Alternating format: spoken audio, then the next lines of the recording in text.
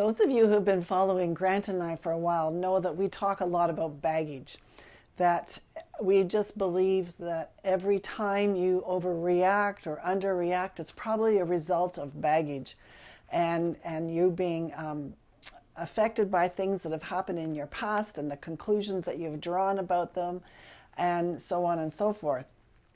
But I was reading the other day from Galatians 5 about the fruit of the Spirit, and the passage just above the fruit of the Spirit is a really good description of baggage. Let me just read it for you here. I'm reading from the Message because it's certainly a different version. It's obvious what kind of life develops out of trying to get your own way all the time. Repetitive, loveless, cheap sex, a stinking accumulation of mental and emotional garbage. Well, there's a description of baggage for you.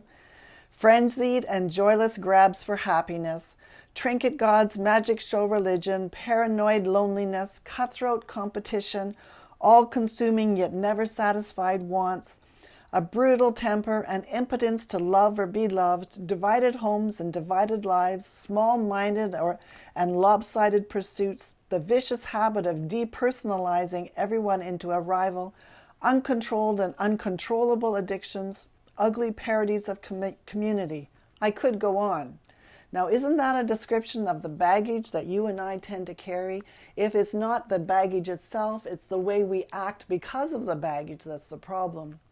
And what Paul is saying here is you don't want to live like that. You want to become free, because all of these things come out of trying to prove yourself and trying to do work for your salvation and this kind of thing. And so Paul's saying, no, you need to stop doing that and start receiving the gifts of the Holy Spirit so the fruit of the Holy Spirit can grow in our lives. And he goes on to say, but what happens when we live God's way? He brings gifts into our lives much the same way that fruit appears in an orchard. Things like affection for others, exuberance about life, serenity. We develop a willingness to stick with things, a sense of compassion in our heart, and a conviction that a basic holiness permeates things and people. We find ourselves involved in loyal commitments, not needing to force our way in life, able to marshal and direct our energies wisely. This is the direction that we want to go. We want to invite God's Holy Spirit to work these things out in our lives and to clear out all the junk, like that garbage that's accumulated in our baggage, and allow His Spirit to grow in us so that we can develop fruit, so that we can have healthy and whole relationships with one another.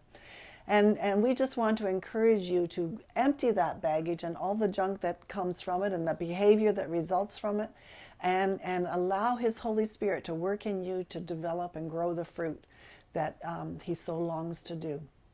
So we want to encourage you to seek Him and to allow Him to do that in you, and as a result be able to live that supernatural transformed life.